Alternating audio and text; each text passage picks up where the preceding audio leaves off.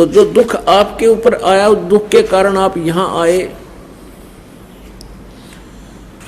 वो दुख आपके लिए वरदान हो जाएगा, क्योंकि कुछ दिनों में ज्ञान समझ में आ जाएगा और आपके कांटे से निकलेंगे डेली। अगर सच्ची साधना, सच्ची आत्मा से भक्ति की और नियम ठीक रखे तो आप रोजाना सुखी होगे, ये सत्कर मान लेना। लेकिन हम इस ज्ञान को ठीक से ना समझकर समर्पण नहीं कर पाते भगवान में। हम मन में कोई ना कोई दोष रखते हैं, इस कारण से हम लेट हो जाते हैं। पुण्यात्माओं, पूरे विश्व में आपको इतना तो ज्ञान हो गया कि एक ही प्रभु है जो हमारे संकट को दूर कर सकता है।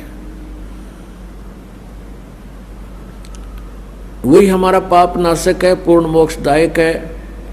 प्रारब्ध के पाप कर्म को नाश करके सुखी केवल कबीर परमेश्वर ही कर सकता है। तो हमें फिर इस बात से भी एक विशेष लगाव बनेगा। जैसे हमें पहले कोई दुख नहीं था इस संसारिक सुख में परमात्मा की दया से, लेकिन भगवान की चाह फिर भी न्यारी थी और ब्रह्मा विष्णु महेश के लीलाओं से हम परिचित होकर के विष्णु जी और शिव जी की हम इन पर आसक्त थे।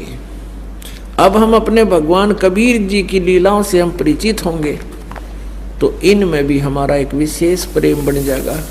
और जब इस आत्मा को ज्ञान हो जाता है तो परमात्मा के प्रति एक विशेष कसक के साथ लगते हैं। परमात्मा से करबद्ध प्रार्थना बार बार हमने करते रहना चाहिए, सिमरण करना चाहिए, भक्ति करे खूब डट के, और जितना दान बने वो दान भी करे। अपने जीवन का मूल उद्देश्य यही बनाओ कि यहाँ से पीछा छूटे एट एनी कॉस्ट, किसी भी कीमत पे। परमात्मा ने तो यहाँ तक बता दिया है कि सिर साटे की भक्ति है और कुछ नहीं बात। और सिर के साटे पाइए ओग तलखनाथ, जब लग कहते हैं सिर के साटे जहरी मिले तो भी सस्ता जाने। कोट शीस तन दे लिए यम राजा की भेंट, एक शीस तू देकर देख ले सतगुरु अपने की भेंट है। अब सिर कैसे देना है, कोई काट कर नहीं देना। शीश देने का अर्थ है कि जैसे गुरुदेव कहे आज्ञा का पालन करें। और ये शरीर, ये शीश परमात्मा का मान ले। एक संत थे, वो अपने शिष्यों को समझाया करते थे, ज्ञान दिया करते थे कि वे गुरु की आज्ञा का पालन करना चाहिए। जो अपने गुरु का वचन नहीं मानता है वो शेष मोक्ष प्राप्त नहीं कर सकता। भाई जो गुरु वचन पे डट गे रकट गे फंद 84 के। भाई जो गुरु वचन पे डट गे रकट गे फंद 84 के। कट गे फंद 84 के, रकट गे फंद 84 के। भाई जो गुरु वचन पे डट गे रकट गे फंद 84 के। वस्तु मिली ठोड़ की ठोड़, मिटगी मन पापी की दौड़। वस्तु मिली ठोड़ की ठोड़, मिट गे मन पापी की दौड़। ये भरम मिटे मथुरा काशी के, भरम मिटे मथुरा काशी के।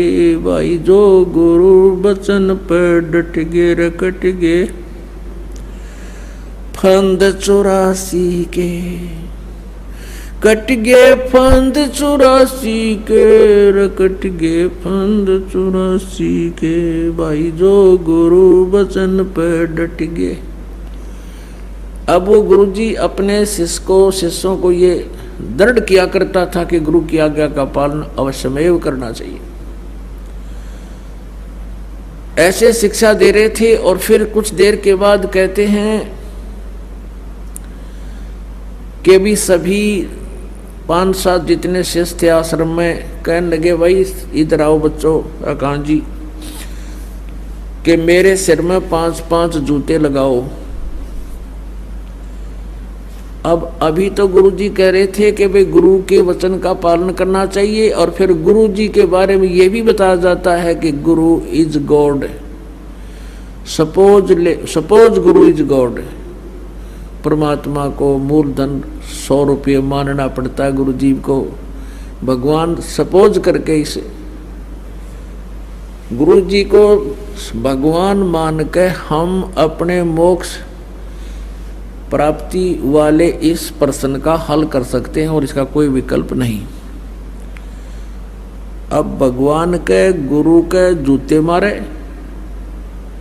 तो मर गया, और ना मारे तो आदेश हो गया। अब सभी सुन्न हो गए, अकाद अच्छे धर्म संकट में फंसे भाई। अब गुरुजी कहता रहा मैं क्या कह रहा हूं भाई, गुरुजी की आज्ञा का पालन अवश्य करना चाहिए। नहीं उठा कोई भी, एक खड़ा हुआ, अपना जूता निकाला, गुरुजी के चरणों में बैठ गया, जो चारपाई पर आसन पर विराजमान थे। जमीन पर विराजमान होकर के उनके सामने सिर रखे, अपने सिर में 5 जूते मारे। अब गुरुजी ने कहा भाई डांडी मत मारे, मैंने तेरे में नहीं कहा, मेरे में कहा, मेरे सिर में मार जूते। तब उस दास ने कहा कि गुरुदेव ये शीश भी दास का आपका ही तो है, ये शीश आपका ही तो है, आपके शीश में जूते लगा रहा हूं। तो पुण्यात्मा ये देखना चाहते थे कि इसमें विवेक कितना है, इनमें ये कितने समर्पित हैं, ऐसे शीश देना है।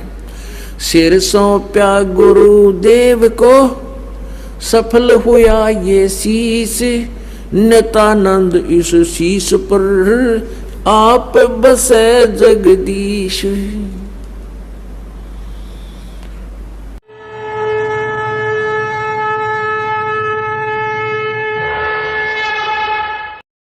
हमसे जुड़े रहने के लिए हमारे YouTube चैनल को सब्सक्राइब करें और नई वीडियो की नोटिफिकेशन के लिए बेल आइकॉन को दबाएं। अगर आप ये वीडियो Facebook पर देख रहे हैं तो लाइक जरूर करें और ज्यादा से ज्यादा शेयर करें। धन्यवाद।